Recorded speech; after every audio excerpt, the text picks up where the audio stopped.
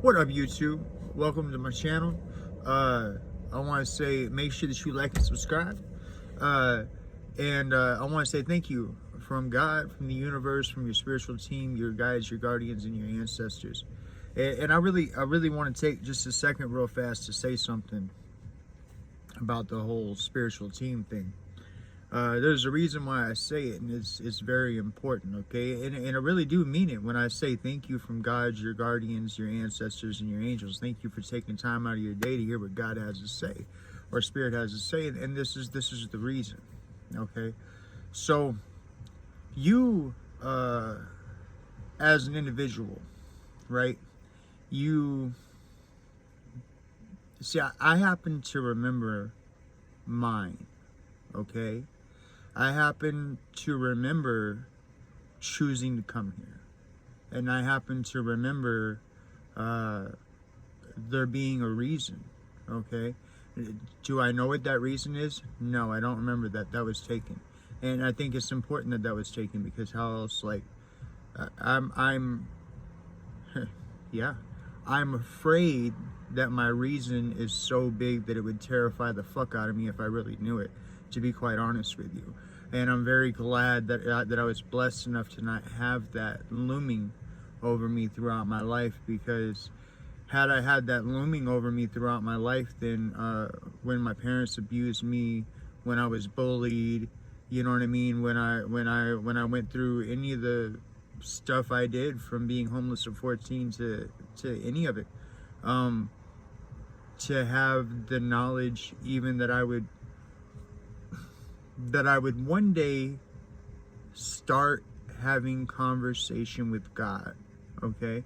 And here's what I'm actually going to make this his own little video, and then I'm going to read this tarot card in the next one, because this is important. So I deliver newspapers at night, and that's how it started, was in the pitch black. And I can tell you exactly how I communicate with God. Hopefully it makes sense to you. It is actually a skill that you can develop, and it's like this. In the beginning of the Bible, they say that there was Adam and Eve in the garden, right? And I'm talking about the Bible. I understand you might come from a different religious background and so on, but forth. I was born in America, and I was born into Christianity, okay? I happen to understand that God is much, much, much more, because you can't put God in a box. You can't say, oh, God's only this or God's only that. Hey, here's an idea, buddy. What if God is all of that? And better yet, how about this idea that you have of an old man sitting on a throne somewhere? What if that is something kind of like the sun, right? And your idea that God's going to come down as Morgan Freeman, shout out Morgan Freeman, it's not, okay? If God were to come face to face with you, you would melt, okay? God is all powerful, but the reason why you would melt is because God is creation itself. God is imagination, right? So what if all these forms, what if all these beings that we worship, humanity worship, what if they are all emanations of one God, right?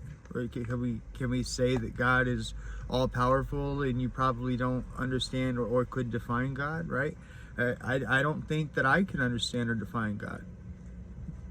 I've had encounters where I promise you I've physically been to heaven, and I wasn't dead. It was in a dream, and very, very much was there, and seen what was there, and understood that you can't fathom the creativity of God. You just can't, okay? You can put it in your little human box all you want to, but bro, God is beyond human, okay? Like, I think we could all sit here and agree that God is beyond human. So the faculties, they don't, God's already created beyond what you can imagine twice. Legit. It's already happened, and has probably happened several times within your lifetime thus far, okay? In other words, God creates, and I said this in an earlier video,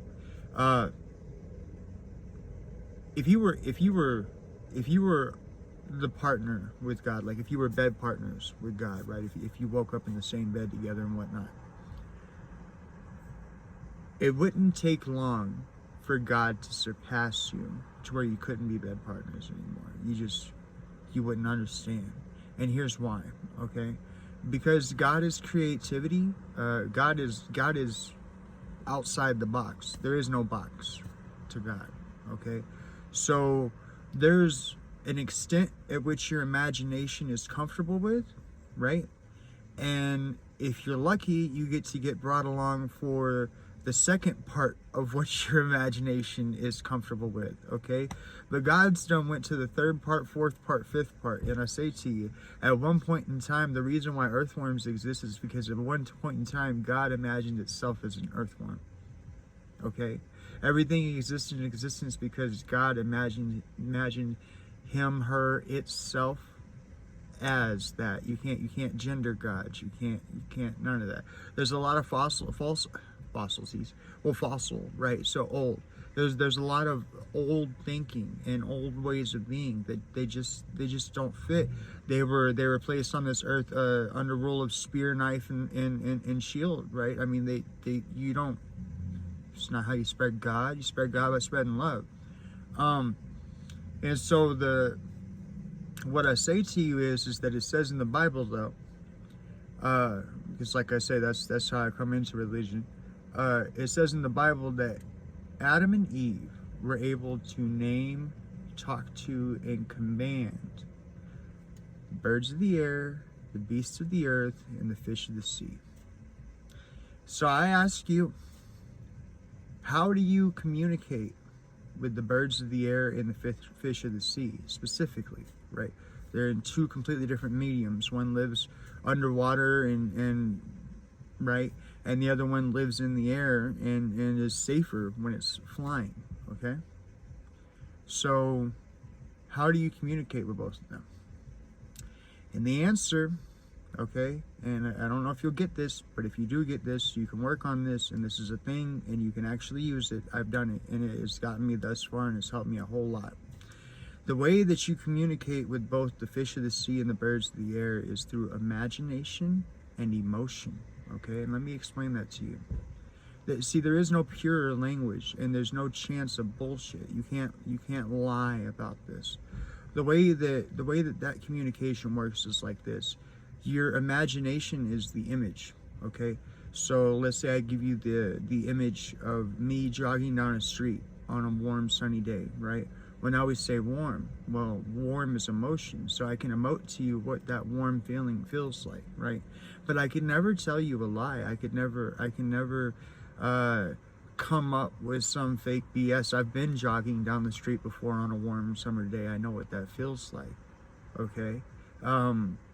And your image or your imagination is the noun, okay, the subject matter of what it is that you're talking about. And your emotion is the adjective or verbiage that you use to express that noun, okay? And when God talks in that way, okay, through imagination and through emotion. And the way that it first started with me was, I've said this before, for some reason, I imagined myself on the Oprah Winfrey Show, right? And I imagined, what would I say to the audience? And I asked, how are you doing? And by how are you doing, I mean, how are you doing with the relationship with yourself? And when that hit me, I realized that's not how I think.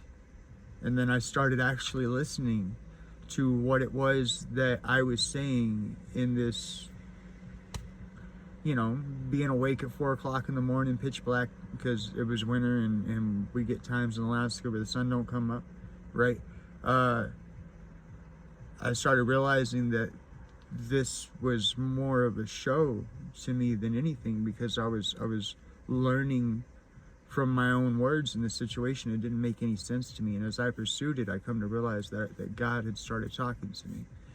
And so when God started talking to me, God explained to me when the conversations were able to be full blown, because I'm able to understand them a lot of the way that I understand English now, because I've been talking with God for so long. But sometimes it takes me a period of time to process because of that. So the image is never the issue. The emotion sometimes is the issue. So that's why whenever you actually see real psychics, mediums, or tarot card readers, you'll see them pause for a second and be like, wait a minute. And it's because they have to process what is that emotion, what is that verbiage, right? What is the adjective being used to describe the noun, right? Sometimes, anyways, we as human beings, we've been altered, okay? But I won't go into that. But we've been altered, and it's in every known history of the world, right? That at one point in time we were one thing, and then we changed into another, and what you call it, and the thank you. We at one point in time had command over the entire world, and at some point in time something happened, and we fell from grace, right? Or we fell from where we were to where we are now. Now, what has happened is that since the dawn of time and the evolution of mankind and whatever it is that actually happened and where we are now, you have a lineage, okay? You have a lineage of ancestors, okay? You have all the way back to the first man and woman, right? Which I don't really think there was a first man and woman, okay? I think that if there was a first man and woman, and you guys would probably wrinkle your nose at this, okay? If there was a first man and woman, they were Asian, okay? I faith that. I know that. I know that they were Asian, okay? I don't know what the reason why I say Asian is because I don't know from what part they were from, and I don't know what the original teachings of that people were. But I'm betting, for example, there's the Vedic tradition and whatnot. And the Vedic tradition is supposed to be the oldest tradition, right? The oldest written tradition ever known to man. But they're constantly tying and intermingling with what they call the East, right? So somewhere in the Eastern peoples, I believe, is where mankind actively started from. If mankind came from one mom and one dad, okay. Otherwise, I believe in a seeding, like there was this couple and that couple and this couple and that couple, and it makes sense. Like scientifically, it just makes sense that you would put multiple couples in an area. But nonetheless, though, the what you call it, the point of the matter is that so millions of years, your bloodline is handed down to you through millions of years, okay? And there were individuals who lived their life the best that they could, and there were individuals who lived their life the worst that they could, okay? We all have good and bad ancestors, if you want to quantify it as that. I don't really think that we have a real scale for quantifying what spiritual good and bad is. We know what we should do on this plane, but I don't really think that we have a full grasp of that, because everything actually exists in harmony. My example to you of that, well, my proof of that is that I happen to have taken a hazmat class back in the day, and 19 to 21% is the number that you need to remember, and that's this right here. Anything below 19% oxygen, you will suffocate. Anything over 21% oxygen, you will be high. Okay? Your body can't handle pure oxygen. I don't know if you knew that. So we're talking about 19 to 21, that's 2 degrees. Right? The entire world, from your ancestors to you now, has been able to breathe 19 to 21% oxygen the whole time. But the point is, though, is that since you are a descendant of your ancestors, you are their karma here on earth, okay?